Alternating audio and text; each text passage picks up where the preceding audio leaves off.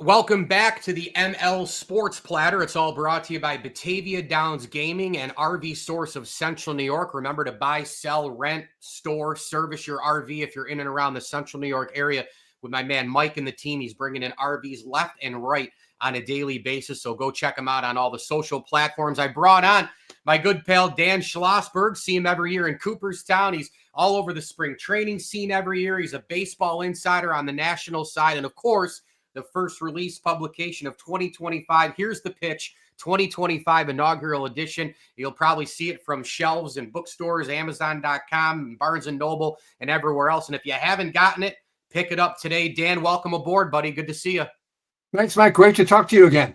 So tell people what this actually is. What is Here's the Pitch? Here's the Pitch is a newsletter written by members of Internet Baseball Writers Association of America. It's 5 years old, comes out 6 times a week. And the publisher at Active Publications, Greg Pierce, saw it and said, how would you like to do a book based on the Here's a Pitch essays, newsletter articles that appeared? But everything has to be geared to 2025. This is the first baseball publication of the new year, the new season, 2025. And by the way, it's the only one with Marcell Ozuna on the cover. How about that? Ozuna, that bat speed gets quicker and quicker every time I see him play. I know you're a big Braves guy. How do you like the outlook in 2025? Health is always the name of the game, right? Health is the name of the game. If they stay healthy, they're the beast of the East. If they don't, Phillies or Mets will pass them. What do you hope people say about Here's the Pitch? When they get a look at it, they do the deep dive on a daily, weekly. What do you hope they say about Here's the Pitch? Well, I love controversy in baseball, and I think that's what makes the game great. And there's a lot of controversy packed into this book. For example, we have a point-counterpoint about Justin Verlander. Can he win 300 games? Now, he would have to average 19 wins a year over the next 2 years. He's 42. He's had health issues. There's no way he's going to make it, in my opinion. Right. However, we have another writer who says he is going to make it. So that's our point-counterpoint. We have a piece on Aaron Judge. Can he reach 500 home runs? He was the first guy to get to 300 at his age, but he's going to be 33 this coming season. Will he make it to 500? Who knows? We have an article about the top 10 guys left out of the Hall of Fame. Always controversial. Oh. Obviously, Dale Murphy, Andrew Jones, and there are a whole bunch of others who should be in who are not. So we love controversy. We love history. There's a story about Yogi Berra and the Purple Heart that he actually won but never received. Why not? Get the book, and more. No doubt. That all sounds great. Again, it's Here's the Pitch 2025 Inaugural Edition. You're right. Controversy is always swirling, especially with the inductions of the Hall of Fame each year. You can just put people in a ring and let them battle it out because there always seems to be a topic. But you brought up the Verlander thing, which is interesting. 300 wins is a thing of the past. I mean, the Juan Marichal, durability. I know 300 wins. He didn't win 300, but you get my point. The durability guys, the Bob Gibsons, the Juan Marichals, all those guys, plus the 300 winners, all of that is gone at this point. How do you see, for someone who's covered the game for decades, Dan, how do you see the voting changing for the Hall of Fame based on pitching when it's way less innings, way less durability, way more analytics, way less wins? The way the game has changed today with the pitcher, it's different now. How does that change the approach getting pitchers into the Hall of Fame? Well, 300 wins used to be the barometer. Sure. Even at 300 wins, he wouldn't get in. In fact, Tommy John once said to me, he has 288 wins. He's not in the Hall of Fame. Yep. He once said to me, I'd rather have those 12 wins and not have a surgery named after me. Right. And a couple of years ago, CC Sabathia was looked at as a borderline candidate. Well, first ballot. So things are changing. Yeah, well, CC with the 3,000 strikeouts obviously is a big deal, but he's one of the last throwback guys too, though. I mean, Sabathia throwing all these innings, Verlander, one of these guys as well. Now, you mentioned there's a bunch of guys who should be in the Hall of Fame who aren't. Give me a couple who you think should be in and why, and a couple of guys who you'd take out of the Hall. I know we can't bring them out, but my list starts with Harold Baines. Yeah, I agree with that. Well, how about Roberto Alomar? He should be excluded from the Hall of Fame. The Hall of Fame has never thrown anybody out, But the Toronto Blue Jays took him off their Hall of Fame, and they totally excommunicated him because of the sexual misbehavior. I should say alleged But sexual isn't misbehavior. that, hang on though, because that's a whole other discussion. If you're going to make that argument, you have to pull O.J. Simpson out. You have to pull everybody out. It's the athlete and the career. That's what gets you in or out of the Hall of Fame. I'm talking from a baseball perspective here. Okay, Louis Tiant, Tommy John, both big game pitchers. Tommy John, 288 wins, as I just mentioned. Tiant was a fantastic pitcher. He won 20 games 4 times. And he won a Cy Young Award. And how about Dale Murphy, back-to-back MVP awards? Number 1 in total bases during the decade of the 80s. He's not in. He was number 2 in home runs, number 2 in RBIs during that decade. And usually a decade is a marker of Hall of Fame qualification. So there are guys. I mean, look at Fred McGriff. The writers never elected him. But when he came up from the Veterans Committee, he was unanimous, 16 out of 16. That was insane. Fred McGriff, and I thought he was probably a borderline guy for a long time. I had that thought. And then I did big deep dives right before he got elected. And then a lot of man, there was no question for me with Fred McGriff. I should have seen it way sooner that he was a Hall of Famer. And hell, he started as a Syracuse Chief, man. I should have known that. Right. How about Gary Sheffield? 509 home runs. He's not in? Yeah, where do you land on like an Omar Vizquel, Jeff Kent? Vizquel, definitely no. And he's had some personal problems, and I think that totally disqualifies him. Jeff Kent is a borderline guy. Defense wasn't great. His hitting was phenomenal, especially for his second baseman. So, yeah, borderline. And there are going to be a couple of years coming up, including next year, 2026, where there's really no strong first-year candidate. I think Andrew Jones and Carlos Beltran will get in next year. Yeah, I'm probably with you on that. Obviously, this year we'll see Billy Wagner, CC get in with the 251 wins, by the way, and Ichiro Suzuki. Dan Schlossberg, our guest. Couple more for you, Dan, here on The Platter, brought to you by Batavia Downs Gaming and RV Source of Central New York. Go get Here's the Pitch 2025, the inaugural edition, of course, nearby bookstores, Barnes & Noble, and Amazon.com. We've seen $700 million contracts now. Shohei, even though it's deferred. Juan Soto. Is 800 completely out of the question in the future? I don't know. There's no player better than Soto or Shohei, but the market goes up. Everything goes up. TV dollars go up. Is 800 in the future? Definitely it is. But the problem here, Mike, is that everybody knows everybody else's salary. And as soon as the first guy signs, I think Willie Adames was one of the first guys this year who got a big contract. As soon as they let out his terms, everybody else's asking price went up. Yeah. They should not publicize salaries. That's a big mistake. Yeah, well, and that's as soon as anything's out, there's an inkling.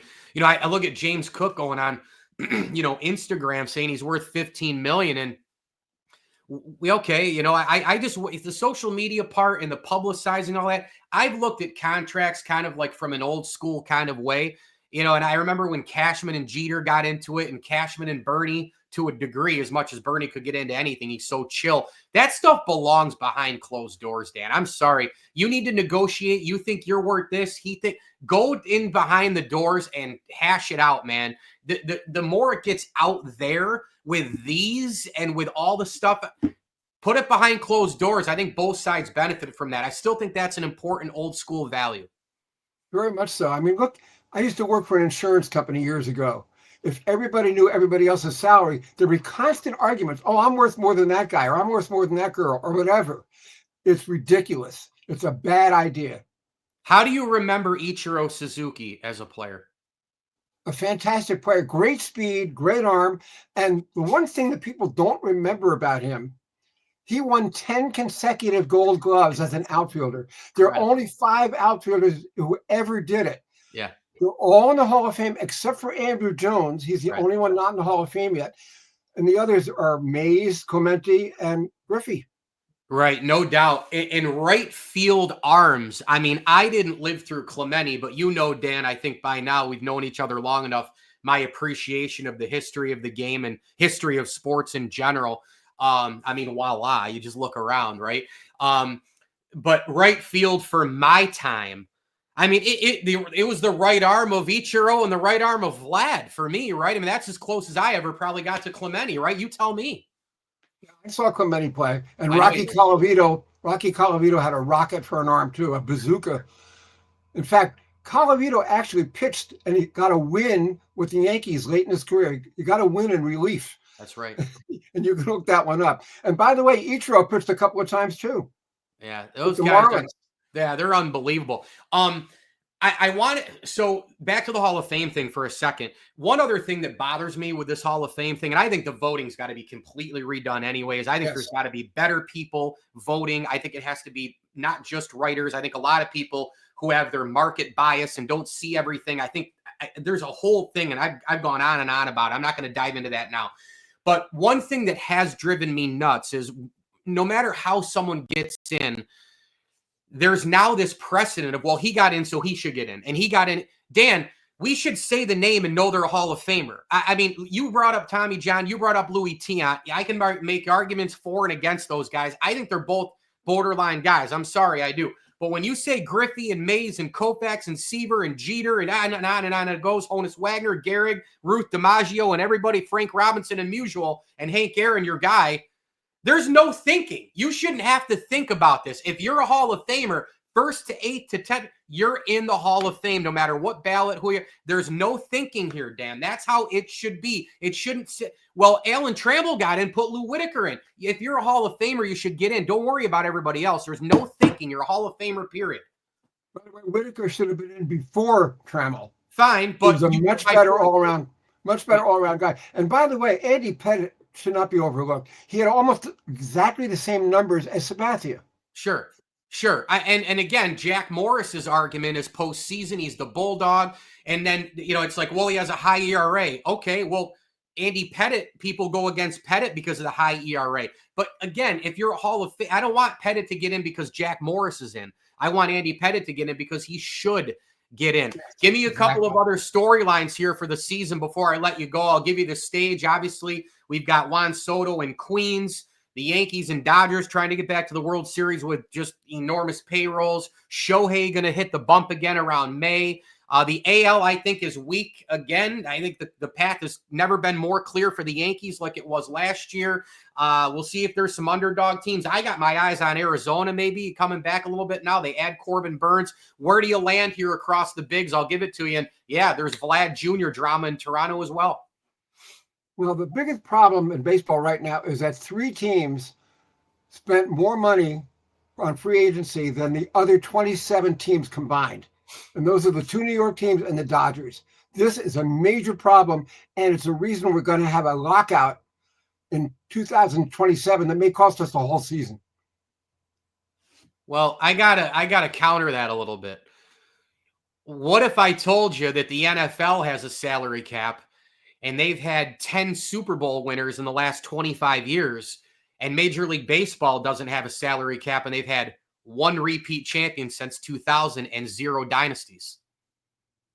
Isn't revenue sharing working? And couldn't you say that with the Rockies and the Rays and all these other teams and the Diamondbacks showing up and the Rangers a couple of years, I know they spent a lot of money, but there's been a rotation of teams. I can go against that all day long. Maybe the small mid those small market owners should spend more and take the revenue sharing and go up. If you're smart at what you do, if you're good at what you do in the front office, you shouldn't need $380 million to go to the playoffs every year, right? That's true, but I'll give you a quote from Bobby Cox. He said, the playoffs are a crapshoot, and that's why the Dodgers can win 120 games this year and not make the World Series. Right. And they've only won 1 in this era since they've spent north of $3 billion. I got another one for you, too, as I let you go. With the argument against introducing a salary cap, and listen, if they do it, I don't care. I can see both sides of it. But here's another thing to go against it. These are 7-game series. At the end of the day, you can have caps, not caps, revenue sharing, however you spread it around. I do not care. Sports, money, it's all there. There's billions all across the landscape. But in a 7-game series, you can come back from 0-2. You can have a starting pitcher go nuts. You can have a bullpen take over a series. You can have a goaltender in the NHL. You can have any number of things. You can have a couple injuries for one team. that hurts a club.